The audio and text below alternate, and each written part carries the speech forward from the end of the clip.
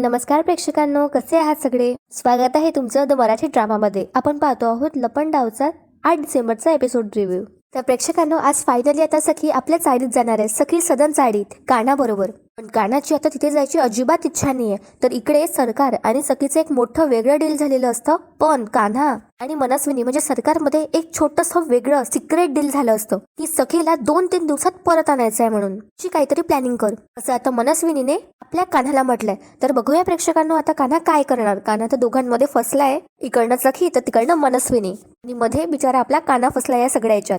त्याचबरोबर आता दाभाडे मावशी सुद्धा सखीला दारातच अडवतात प्रेक्षकांनो. तर हे सगळं का बरं झालं आणि कसं घडलं जाणून घेण्यासाठी व्हिडिओच्या शेवटपर्यंत बनून राहा. आणि प्रेक्षकांना व्हिडिओला लाईक नसेल केला तर व्हिडिओला लाईक करा, म्हणजे असेच एपिसोड्स तुम्हाला लवकर रेकमेंड होतील.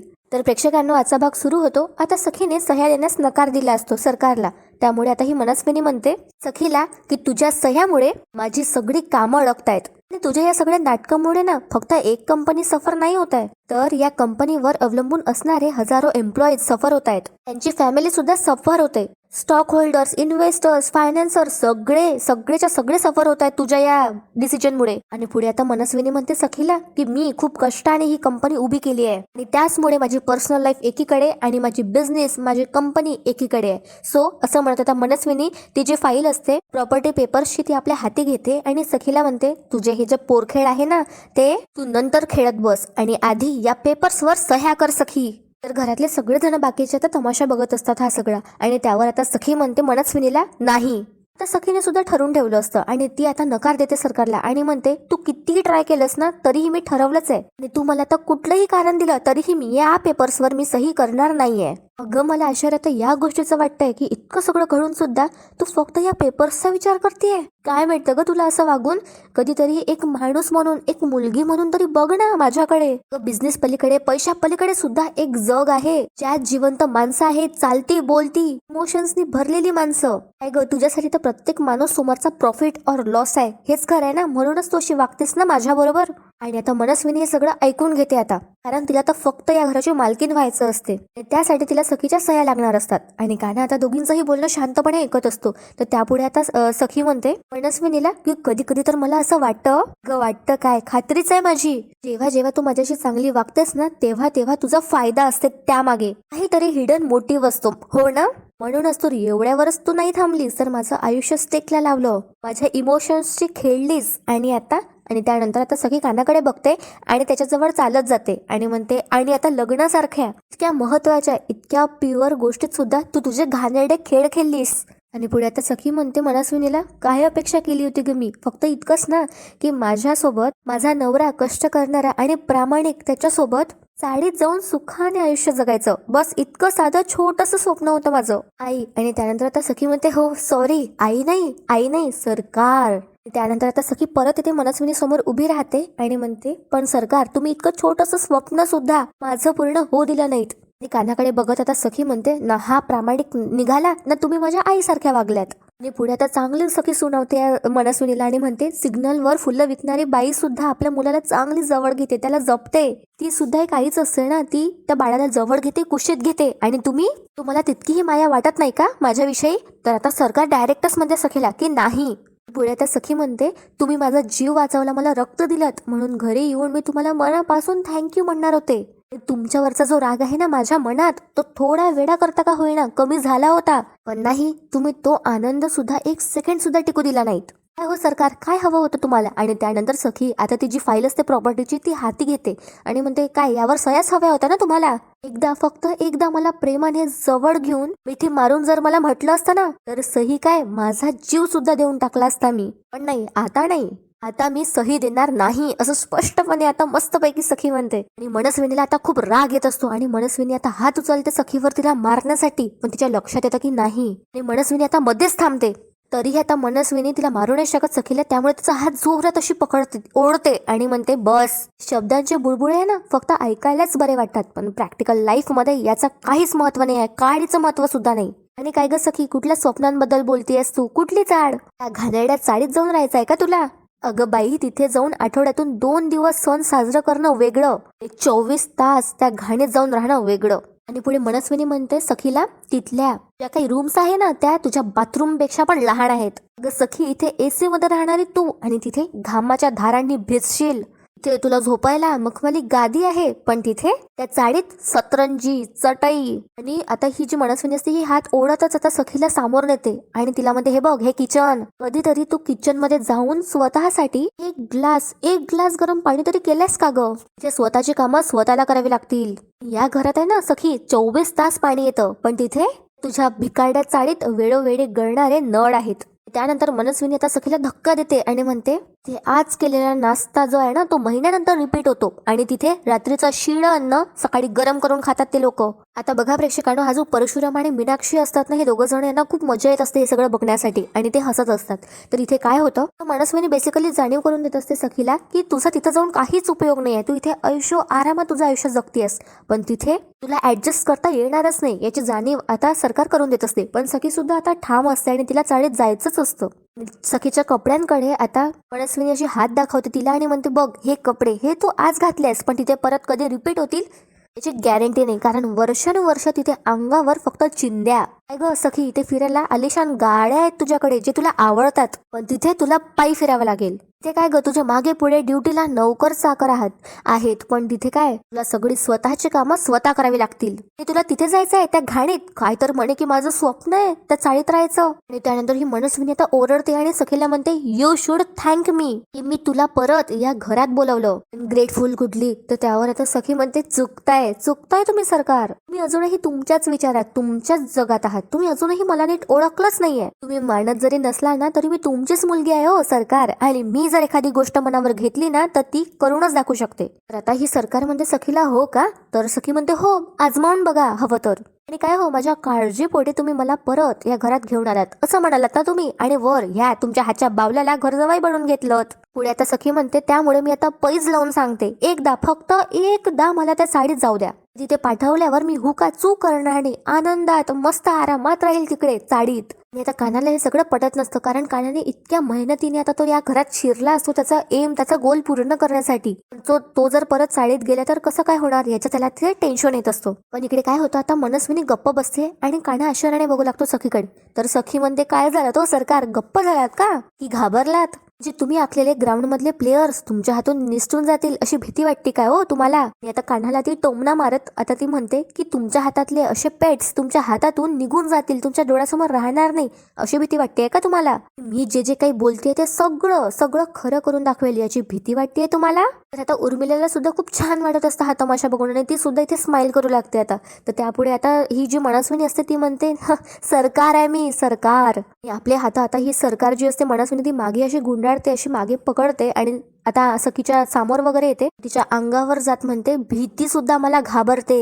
काय ग, खूप कॉन्फिडन्स आहे ना तुला? मला भीती नको दाखवूस. तुला खूप शौक आहे ना त्या भिकारड्यात चाळीत जाऊन राहायची, तर जा. येतेच मी तुला चॅलेंज. आजपासून 1 महिना म्हणजे पुढचा 1 महिना तू सखी सदन चाळीत जाऊन राहून दाखवच. आता सखीला हे ऐकूनच खूप आनंद होतो, पण आता पुढे एक मोठा ट्विस्ट आहे प्रेक्षकांना. आता ही मनस्विनी म्हणते, पण 1 महिन्याच्या आत जर तू या घरात परत आलीस ना, त्या प्रॉपर्टीच्या पेपर्सवर सह्या करायच्या आणि डिवोर्सचा विषय कायमचा मिटवायचा आणि संपवायचा. आणि आता त्यानंतर सखी सुद्धा पटकन रेडी होऊन जाते आणि म्हणते, ठीक आहे, मान्य आहे. प्रेक्षकांना आता इथे सखी सुद्धा एक चॅलेंज ठेवते आणि म्हणते, हो ठीक आहे, पण जर मी तिथे 1 महिना राहून दाखवलं ना तर फक्त या प्रॉपर्टी पेपर्सवर नाही तर डायरेक्ट डिवोर्स पेपरवर सह्या होतील. आणि असं म्हणत आता सखी कानासमोर येऊन उभी राहते आणि म्हणते, तेव्हा तुमच्या या हातच्या बावल्याला सुद्धा यावर सह्या कराव्या लागतील. तर त्यावर आता ही मनस्विनी सुद्धा मान्य करते आणि म्हणते, डन. आणि प्रेक्षकांना पुढे आता मनस्विनी आणखी एक डाव टाकते आणि म्हणते, फक्त तिथे 1 महिना काढून दाखवायचा नाहीये तुला, तर या घरातून तुला 1 रुपयाचं सुद्धा मदत नाही मिळणार आहे. तर सखी सुद्धा म्हणते की हो चालेल, मला कुठलीच मदत नाही घेणार आहे मी या घरातून. हे लक्षात ठेवा, जर तरीही मी त्या चाळीत राहून दाखवलं तरीही माझ्यावर कुठल्याच प्रकारची जबरदस्ती करायची नाही. आता बिचारा काना आता दोघींच्याही मध्ये इथे फसतो आणि त्याला काही समजतच नसतं काय सुरू आहे म्हणून. अरे त्याला तर कोणी विचारा. तर असं इकडे आता मनस्विनी सुद्धा म्हणते सखीला की तू सुद्धा लक्षात ठेव ना, या घरातून तुला फिजिकल मदत मिळेल ना आर्थिक आणि नाही कायदेशीर. जोपर्यंत तू त्या चाळीत आहेस ना तोपर्यंत तुला तुझ्या प्रॉपर्टीमधून 1 रुपया सुद्धा वापरता येणार नाही, हे लक्षात असू दे. सखीच्या सगळ्या घरचे खूप खुश होतात एक्सेप्ट सखीचे गौतम काका. त्यानंतर आता या दोघींमध्ये एक डील होतं आणि मनस्विनी आपला हात समोर करते आणि म्हणते डील. तर सखी सुद्धा आता त्यावर हात ठेवते आणि म्हणते ओके सरकार, चॅलेंज एक्सेप्टेड.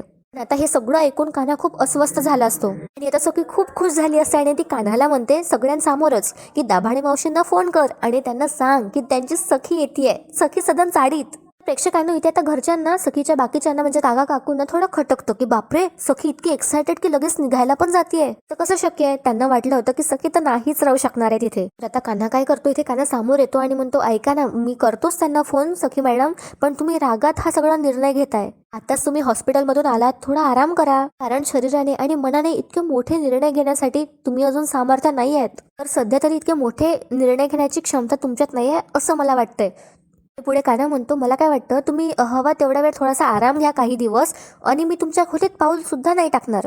तर प्रेक्षकांना काय होतं, आता सखी हसते आणि कान्हाला म्हणते हो का, म्हणजे हवं तर तुमच्या खोलीत मी पाऊल सुद्धा टाकणार नाही, पण हा बंगला, इकडचा ऐशो आराम हे सगळं तू भोगशील हो ना, म्हणून तुला इथून जायचं नाहीये ना, आणि म्हणूनच तू घरजावे झालायस ना. नाही कान्हा, काय आहे ना, तुला जर इकडचा फुकटा घरजावे म्हणून राहायचं असेल तर खुशाल राहा तू, पण मी चाळीतच राहणार. तू खुशाल तुझ्या या सरकारची गुलामी करू शकतोस ते राहून. प्रेक्षकांना इथे आता शिफ्ट होतो आणि आपल्याला पाहायला मिळतं की सखी सुद्धा चाळीत. आता ही न्यूज पोहोचली आहे की सखी चाळीत येणार राहायला आणि सगळेजण आता खूप आनंदी असतात. सगळेजण आता साईबाबाच्या मंदिरासमोर उभे असतात आणि सगळेजण म्हणत असतात की ही मी प्रार्थना केली ना म्हणून हे सगळं होतंय. तर सखीची मैत्रीण जान्हवी म्हणते की सखी बरी झाली ना, खूप चांगलं झालंय. तर त्यावर आता ते सानप काका जे असतात चाळीतले ते म्हणतात नुसती बरीच नाही झाली तर ती आपल्या चाळीत येतेय. तर दाभाडे मावशी म्हणतात की नाही नाही, पूर्ण बरी नाही झाली ती अजून, ती आल्यावर आपल्याला खूप काळजी घ्यावी लागणार आहे तिची. तर सानप काका म्हणतात मावशी काळजी घेण्याची काही विषयच नाही, सखी सदन चाड उभी आहे सखीची काळजी घ्यायला.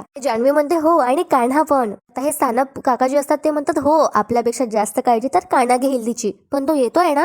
दाभाडे मावशी म्हणतात येतोय म्हणजे तो तर येणारच, यावंच लागेल त्याला, जिथे बायको तिथे नवरा. आणि सगळेजण म्हणतात हो हो बरोबर आहे आणि सगळे परत हात जोडतात साईबाबांजवळ. पण प्रेक्षकांनो इथे काय होतं, आता जो कान्हा असतो तो मनस्विनी जवळ आला असतो आणि तो म्हणतो की मला सखी सदन चाळीत नाही जायचंय. तर त्यानंतर ही आताच हिच्या खोलीत असतात मनस्विनीच्या आणि मनस्विनी म्हणते हा असा सगळा मी विचारच नव्हता केला. तर कान्हा म्हणतो हो ना, मला पण नव्हतं वाटलं हो सरकार, पण ऐका ना सरकार प्लीज, मला त्या चाळीत नाही जायचंय. तर आता ही मनस्विनी रागात बघते कान्हाकडे आणि म्हणते अरे तू मूर्ख आहेस का, मला पुन्हा त्या चाळीत नाही जायचं म्हणे. अरे मूर्खा, त्या सखीला हेच हवंय की तू इथे राहावंस आणि ती तिथे चाळीत, म्हणजे ती जगाला, पूर्ण जगाला सांगायला मोकळी की तू कसा नालायक आहेस ते. आणि पुढे मनस्विनी कान्हाला म्हणते ते तर तू आहेसच म्हणा, नालायक म्हणजे नवरा म्हणू नये आणि माणूस म्हणू नये. आता कान्हा म्हणतो बरं बरं, अहो ते मला माहितीये, तेच तुम्ही मला सांगा, पण अहो आता हे महत्वाचं नाहीये. महत्वाचं काय आहे, सखी मॅडम चाळीत जाऊन राहणार आहे आणि त्या तिथे राहून रमणार आहे. अहो सरकार, चाळीतल्या लोकांना मी ओळखतो ना, ते सखी मॅडमचा लाड करणार आहे, त्यांना लढा लावणार. तर म्हणतो 1 महिना काय 6 महिने सुद्धा त्या तिथून हलणार नाहीयेत. आता मनस्विनीला हे ऐकून राग येतो आणि ती म्हणते कान्हाला तुला काय वाटतंय रे, मी काय तुला तिथे संसार करायला पाठवतेय का, लिसन तू नौकर आहेस माझा. प्रेक्षकांनो इथे आता कान्हा आणि मनस्विनीमध्ये एक सिक्रेट डील होते. त्यानंतर ही मनस्विनी म्हणते कान्हाला की तुला तिथे त्या चाळीत जाऊन राहावंही लागेल आणि सखी 2-4 दिवसात परत कशी येईल त्याची व्यवस्थाही तुला करावी लागेल. तर कान्हा आता विचार करू लागतो आणि त्यानंतर आता मनस्विनी म्हणते व्हॉट, नाही सुचत आहे, मग विचार कर, कारण मी तुला त्याचाच पगार देते. आणि हे बघ, मला माहिती नाही की तू हे सगळं कसं करणार आहेस, पण सखी या घरात परत आलीच पाहिजे. वैतागून चिडून कंटाळून नाईलाजाने कशीही, पण ती परत आलीच पाहिजे आणि तिला त्याचा पश्चाताप झाला पाहिजे. आणि सरकार आता तिथून रागातच निघून जाते आणि कान्हा बिचारा तिथे विचारच करत राहतो आणि म्हणतो स्वतःशीच की या माय लेकीच्या भांडणात नेहमी मीच बलीचा बकरा बनतो.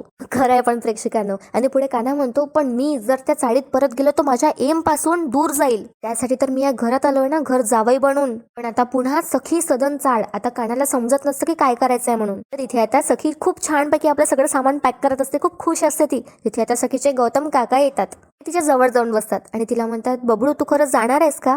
तर सखी म्हणते हो काका. तर गौतम काका म्हणतात सखीचे खूप दिवसाने ग तुला मी आनंदी बघतोय. तर गौतम काकाला आता वाईट वाटत असतं सखी जात आहे म्हणून, आणि गौतम काका म्हणतात तू जा जा, त्याबद्दल नाही, पण मी खूप मिस करेल ग तुला. तर सखी सुद्धा इमोशनल होते आणि गौतम काका सुद्धा. तर त्यानंतर बघा प्रेक्षकांनो, आता गौतम काका काही पैसे घेतात, आपल्या खिशातून काढतात आणि सखीच्या हाती ठेवतात आणि सखीला म्हणतात हे घे तुझ्याकडे ठेव आणि चाळीत कोणाचकडे पैसे मागण्याची आता तुला गरज नाहीये. तर सखी आता नकार देते ते पैसे घेण्यासाठी आणि म्हणते नाही काका, हे पैसे नकोयत मला. इतक्या दिवसातून मी फक्त एकच गोष्ट शिकली असेल जी मला पटतीये की चीटिंग करून खेळलेल्या गेम मध्ये कधीच यश मिळत नाही. आता तूच बघ ना, स्वयंवराच्या आधी मी चिटिंग केली आणि काय झालं, कोणाशी लग्न होऊन बसलंय माझं. सो आता नो चिटिंग असं म्हणत आता सखी ते पैसे परत देते आणि पैसे परत दिल्यावर सखी म्हणते जर मी पैसे घेतले कोणाकडून तर तो फेअर गेम नाही ठरेल ना. तर आता गौतम काका लाड करतात सखीचा आणि म्हणतात अगदी तू वहिनीसारखीच बोलली आहे. तर आता सखी इमोशनल होते आणि म्हणते मला माझ्या आधीच्या आईची खूप आठवण येते आहे काका. सखीचे काका तिला जवळ घेतात आणि आता सखी रडू लागते, थोडी इमोशनल होत असते. आणि प्रेक्षकांनो आजचा भाग इथेच संपतो. प्रेक्षकांनो मला बरं नाहीये त्यामुळे तुम्हाला थोडं ते आवाजावरून कळलंच असेल, तरी मी तुम्हाला खूप चांगल्या पद्धतीने रिव्ह्यू देण्याचा प्रयत्न केलाय. प्रेक्षकांनो खूप थंडी वाढत चालली आहे, तुम्ही सुद्धा काळजी घ्या, सेफ राहा. प्रेक्षकांना तुम्हाला आजचा भाग आवडला तर या व्हिडिओला लाईक करा आणि या सिरियलचे अपडेटसाठी चॅनलला सबस्क्राईब करा. तर उद्या आपण पाहणार आहोत की सखी फायनली सखी सदन साईड आता कानाबरोबर जाणार आहे आणि कानाचे पैसे सुद्धा ती वापरत नाही तिथे. दाभाडे मावशी तिला आता खोलीत आत येण्यापासून अडवतात. तर ते का प्रेक्षकांनो बघूया उद्याच्या भागात. उद्याचा एपिसोड अजिबात मिस करू नका आणि आपल्या आजच्या एपिसोडला सुद्धा लाईक करा. थँक्यू आणि टेक केअर एव्हरीवन.